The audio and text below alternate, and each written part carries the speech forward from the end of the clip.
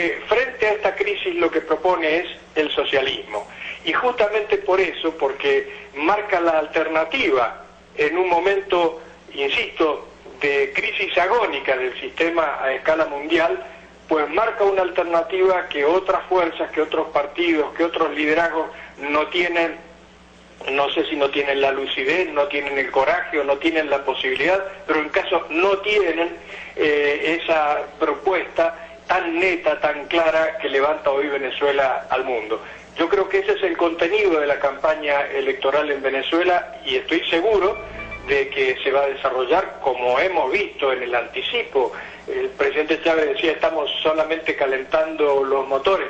Caramba, si cuando se calientan los motores se ve una movilización como la que se vio 2 días atrás, entonces, ¿qué podemos esperar para los meses de agosto, septiembre y la primera semana de octubre?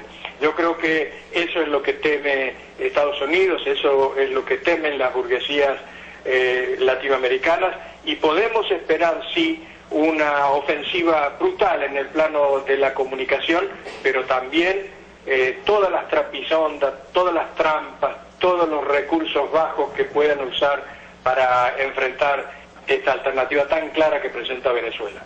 La propuesta venezolana de vía al socialismo tiene una fortaleza, que es el petróleo, el control del Estado sobre nuestro recurso energético y la valorización de ese producto en los mercados internacionales. Justamente en este instante se está desarrollando una conferencia de la OPEP en Viena. Allá Venezuela está defendiendo el precio justo del barril de petróleo.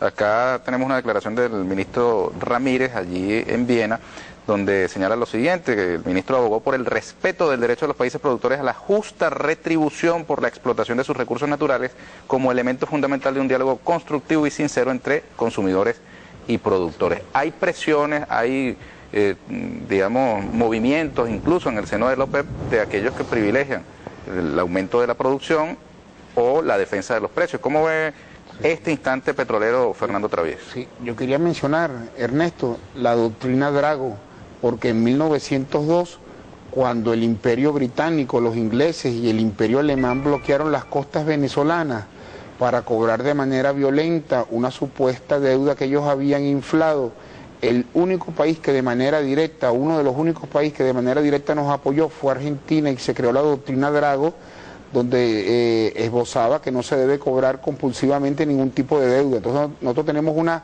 gratitud histórica con el pueblo de Argentina. Entonces, de hecho hay un busto de Drago en el centro de Caracas frente a la Cancillería, ¿no? Sí, y Drago era muy amigo de un antepasado, ya que no estamos hablando de donde nací, de Anduesa Palacio, que fue ministro de Relaciones Exteriores de Cipriano Castro, por eso también ese cariño. Y luego presidente, ¿no? Anduesa Palacio fue presidente de 1890 a 1892, si no me falla la memoria, y él viene de Manuel Palacio Fajardo, que fue el que le dicen que le redactó el discurso de Angostura a Bolívar. Hay toda esa discusión.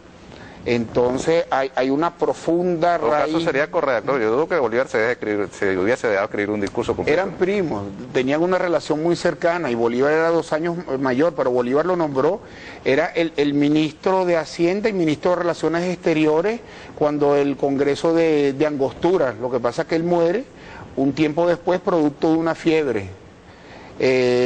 Pero hay... ¿Qué de cosas se entera uno en un programa de televisión? Sí, sí. Mira, pero vamos a hablar de petróleo porque el tiempo se nos agota. Perfecto, sí. Evidentemente que cuando hablamos de petróleo estamos hablando de la fuente primaria de energía y que no tiene sustituto de ningún tipo, ¿no? Entonces eso es lo primero. ¿Qué está pasando? Evidentemente, además de la crisis del capitalismo, de la horrorosa crisis del capitalismo, hay un hecho fundamental, que son las elecciones en Estados Unidos, que son en noviembre. Y las encuestas dejan ver que el principal problema para los demócratas, para la reelección, es el alto precio de la gasolina. Entonces, cuando se baja el precio del petróleo, tiene una incidencia directa en el electorado estadounidense. Entonces el romper las cuotas de producción solventa, beneficia a ciertos factores dentro de la política y dentro de las elecciones que hay en Estados Unidos. Entonces el elemento básico, en mi opinión, para entender, por un lado la sobreproducción y por el otro lado, el haber pasado la presión de Irán a Siria para que Irán no amenace con cerrar el estrecho de Hormuz, porque hay como $30 de efecto psicológico, son las elecciones en Estados Unidos, las elecciones que se van a dar en noviembre. Imagínate, octubre, elecciones en Venezuela, la principal reserva de petróleo del planeta, y un país con un proceso revolucionario en auge y en ímpetu. Y noviembre, las elecciones en Estados Unidos, entre los demócratas con una posición de centro derecha y la ultraderecha fanática fundamentalista republicana. Entonces hay toda una complejidad y evidentemente aquellos países que se sienten más cercanos y más vinculados con la política estadounidense están rompiendo las cuotas de producción y logran bajar el precio alrededor de $30 buscando lo que sería el piso, y el piso es el costo de producción en el que el factor fundamental es el costo exploratorio. Es decir, tenemos que tener claro que como cada vez escasean más las reservas de petróleo, conseguir un barril cada vez es más caro. Y si usted coloca el precio de venta del barril por debajo de lo que cuesta conseguirlo, se paralizaría la exploración y por ende habría una falta de producción a mediano plazo. Entonces el precio tiene un piso y de ese piso hacia arriba es el factor psicológico. Y ¿Cuál es ese piso? Yo lo calculo $90 aproximadamente. ¿En este momento? En este momento. ¿No es previsible que baje de allí? Puede bajar, pero se paraliza la inversión como ocurrió en enero y febrero del año 2009. Después de haber tocado el Brent $147 y la cesta venezolana más de $120, cayó a $30 en enero y febrero del 2009. ¿Qué pasó? Se paralizó la inversión por completo en exploración, porque las grandes transnacionales no van a invertir $80 en conseguir un barril en aguas profundas para venderlo en $30. Y tuvo que remontar el precio inmediatamente. O sea, puede bajar, pero lo que sí es seguro es que tiene que subir de manera inmediata. Ahora, pudiese ser que el plan del gobierno estadounidense, porque evidentemente que hay toda una estrategia, imagínate si no hubiese una estrategia en petróleo, es tener el menor precio apuntando a las elecciones en noviembre. Perfecto, nosotros tenemos que cumplir con una pausa. Al regreso quisiera que habláramos sobre el tema petrolero en la campaña electoral, con miras al 7 de octubre. ¿Qué se propone cada uno de los factores políticos que están en pugna?